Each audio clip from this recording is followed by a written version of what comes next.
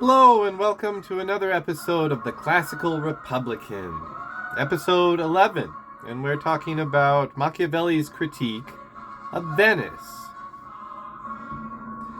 Now, Machiavelli being a classical Republican, one of the greatest classically Republican political philosophers of all time, you would think that he would love Venice, just like we do. See, look, I got the flag right there. Yeah.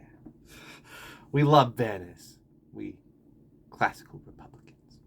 But he did not love Venice like most classical Republicans, and we're going to get into that today.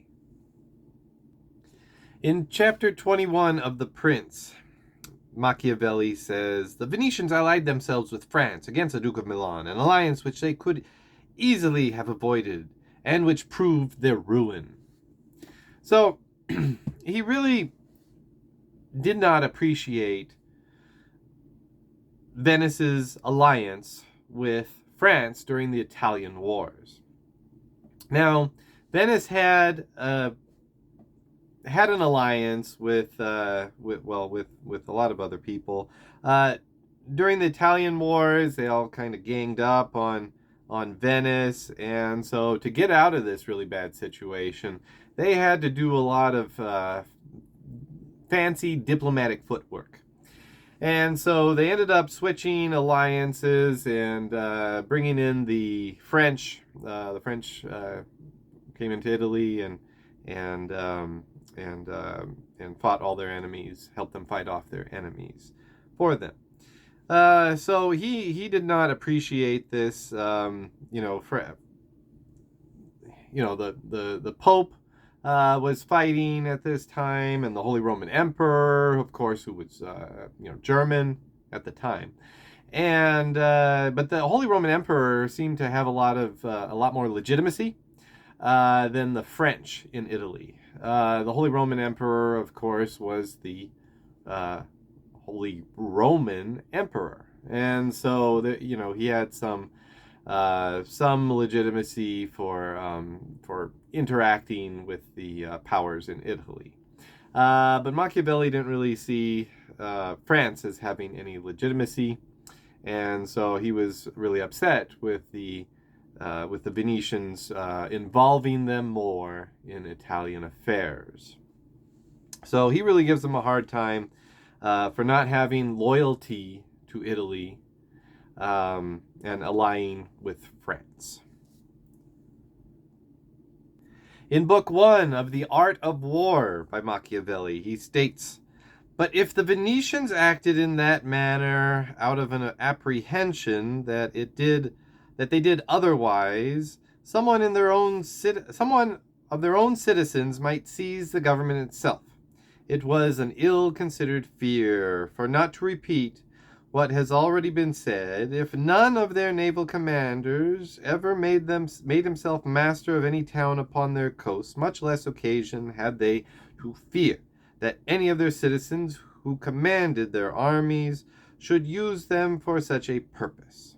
Okay, so let me give you some background here. So Machiavelli is talking about the importance of a citizen militia over mercenaries. And mercenaries were the normal, that they were the norm back in the Middle Ages in Europe. You did not ask your citizens to fight in wars. You had mercenaries, and that was seen as the common sense thing to do back then.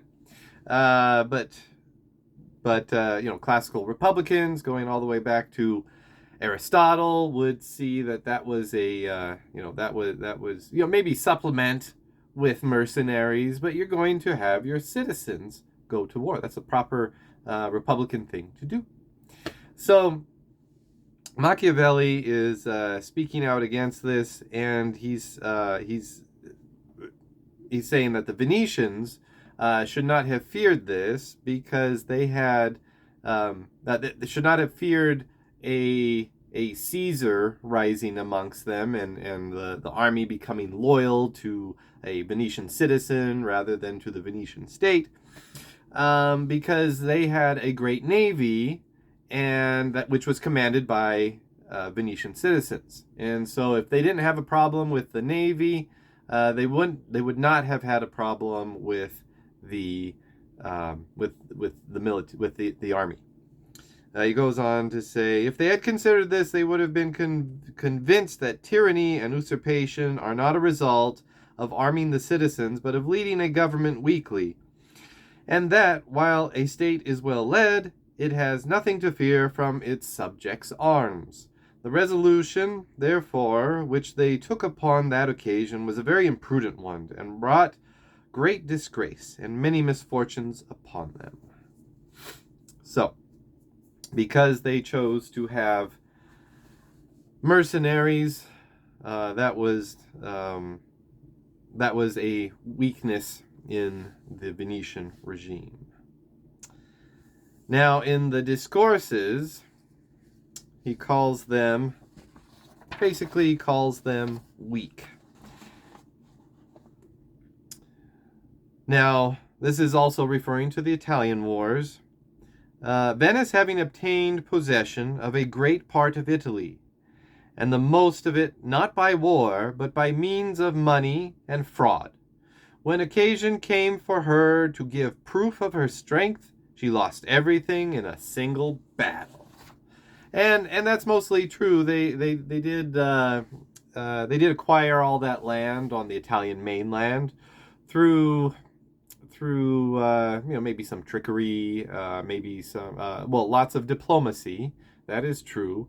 And then during the Italian wars, they had a strategy where they wanted to tire out the enemy. And so once they lost one battle, they retreated pretty far back. So they were so it looked like they were very weak. But they were able to get back that land soon after. He also goes on to say that they that when they did rule over parts of Italy, that those cities that they ruled over were more servile than the neighbors of the Florentines. So Florence wasn't able to expand like the Venetians were, and so he's comparing them and saying, well, Florence had all these neighbors who were used to freedom, and so we couldn't enslave them like the Venetians did. And he also calls them cowards without valor later in the discourses. James Harrington disagrees with Machiavelli, and here on page, on page 159, Harrington, that great classical Republican political philosopher, for Venice to say that she is quiet because she disarms her subjects is to forget that Lacedaemon disarmed her helots, and yet could not, in their regard, be quiet. So this is, again, the use of mercenaries. Wherefore, if Venice be defended from external causes of commotion, it is first through her situation, in which respect her subjects have no hope, and secondly, through her exquisite justice, when they have no will to invade her. But this can be attributed to no other cause than her prudence, which will appear to be greater as we look nearer. For the effects that proceed from fortune are, like their cause, unconstant.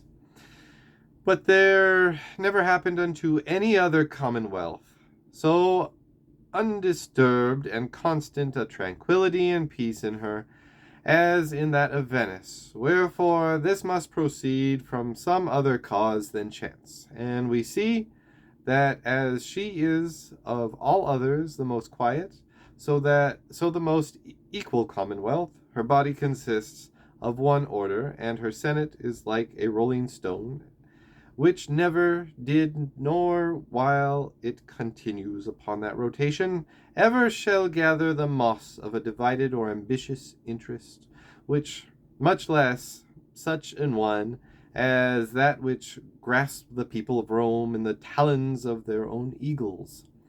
And if Machiavel, averse from doing this commonwealth right, had considered her orders, as his reader shall easily perceive he never did. He must have been so far from attributing the prudence of them unto chance, that he would have touched up his admirable work unto that perfection, which, as to the civil part, hath no pattern in the universal world, but this of Venice. So, Harrington disagrees with Machiavelli's analysis of Venice. He's saying that it's incorrect. Though Harrington quotes heavily from Machiavelli. He obviously is maybe you could call him a disciple of Machiavelli, but he disagrees with his analysis of Venice, definitely. So during the Italian Wars, Venice lost all its territory on the mainland. It still had overseas holdings in Cyprus, in modern-day Greece, in Crete, in the Ionian Islands, and parts of the mainland, and the Istrian coast in what is modern-day Croatia. But in Italy, it was confined to land just outside of the lagoon during the Italian Wars. Even though they lost this territory for only a short period of time, it shook the confidence in the idea of the Venetian Republican model and had an impact on Machiavelli, as we can see. It shaped his views. He saw Venice at its weakest moment. Machiavelli judged them for it. Even though the Venetian regime would go on for another 300 years after this time. From The Prince, the Discourses, and the Art of War, I get the feeling that he did not agree with the recent actions of Venice during that time. And that was a reflection on its regime, according to Machiavelli. Over time, his opinion of Venice seemed to have changed. Toward the end of his life, he wrote on the summary of the affairs of the city of Lucca. In there, which has not, I believe it was only recently translated into English.